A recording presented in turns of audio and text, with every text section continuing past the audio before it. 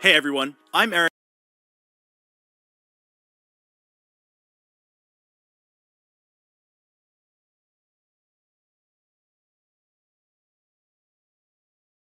And in this video, I'm going to walk you through step.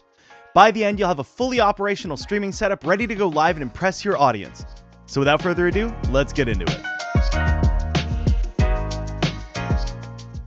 First things first, before even opening Streamlabs Desktop, you're going to want to make sure you're familiar with the dashboard on our website. You can almost think of the dashboard like your control center. Here you'll find analytics from your previous streams, an overview of your recent events. You can customize your alerts from here, browse overlays, manage your CloudBot chat moderation, and so much more. Now, a lot of the stuff I mentioned can be controlled from within Streamlabs Desktop as well, but it's a little easier to navigate on our website. Plus, you can also access a ton of cool features like a free merch store tool, create a custom website, set up a tip page, time to download and install Streamlabs Desktop.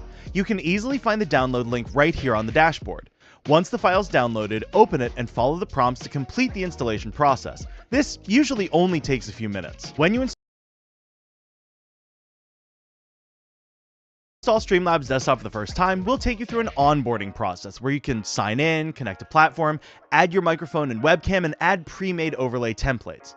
Let's go ahead and click on Start Fresh, create a login, and now you can pick your webcam and microphone. Now that you've gone through the onboarding, you'll see something that looks like this. You're probably asking yourself at this point, where am I supposed to start? But I promise that once you know where everything is, it's going to be a breeze. You'll want to focus on your scenes and sources right here. Think of a scene as a canvas where you can arrange different elements for your stream. Each scene can represent a different layout or when I'm playing games. What I can do is go in and right-click rename and call it something like gaming scene. Now we're going to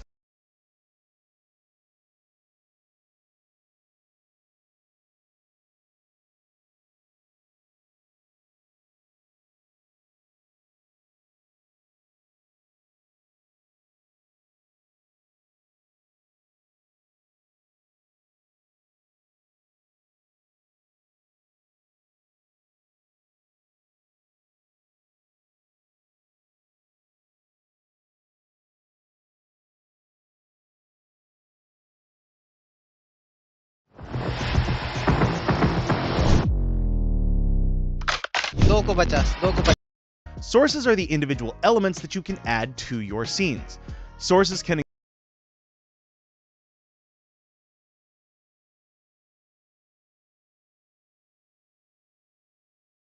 include video feeds from your camera or a game, images like logos, text, alerts, and more. Sources are like the building blocks that create the visual and interactive experience for your viewers. Since this is the scene I want to use when I play games,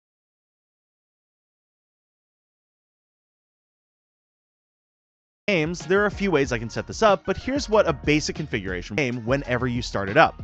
Now click close and you'll see the game capture source included here. We'll also want to capture my webcam, so click that plus sign again and click on video capture. You can name it whatever you want and then it is included in the scene right here. And lastly, you'll want to include an alert box source so that when people follow, tip, or sub to you, an alert appears on the screen which will help you thank your viewers. We'll get into how you can customize this, is that these act as layers. So for this example, my alert box is on top of my webcam and game capture, meaning my alerts will appear on top of those. Now we're going to shift focus over to the audio mixer.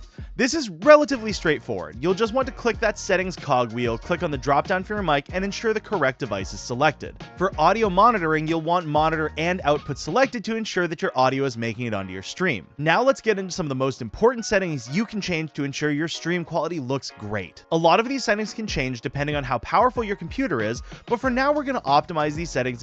Great. A lot of these settings can change depending on how powerful your computer is, but for now we're going to optimize these settings and ensure that our stream can run efficiently at 720p and 30 FPS. Generally, this is a good middle ground to ensure your stream quality looks good for your viewers while making sure your computer has enough resources to run your game. Luckily, Twitch is a handy guide for their recommended settings, which we'll link down in the description below. We're also using an NVIDIA graphics card, but if you're using AMD, definitely check out that link because a few of your settings are going to look somewhat different. For streaming at 720p and 30 FPS, we're going to go into the settings in Streamlabs Desktop right here, go into Video, change to Advanced Mode. First, we're going to change the resolution. You can leave the base canvas resolution as your computer's native resolution, but let's go in and change the output resolution to be 1280 by 720. This will be the quality your viewers see. If you see your computer screen getting cut off in Streamlabs Desktop, just go ahead and right-click on the screen, click on Transform, and hit Fit to Screen. Now let's get to bitrate. A higher bitrate takes up more of your available internet bandwidth. Increasing your bitrate can improve your video quality, but only up to a certain point. For our stream, we're going to adjust this to 3000 kbps.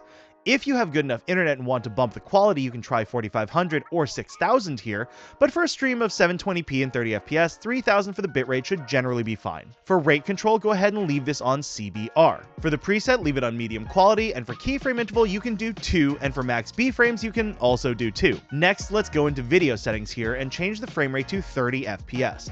At this point, you're pretty much ready to go live. If you want, just hit that green Go Live button, enter your stream information, and you're good to go. And if you want to record yourself, you don't have to go live. You can just hit that red record button right here to save a video. But before we go live, we're actually going to want to go a bit deeper and show you how to customize your alerts and add some different widgets. I've already shown you how to add alerts, but let's go in now and show you how you can customize what these will look and sound like.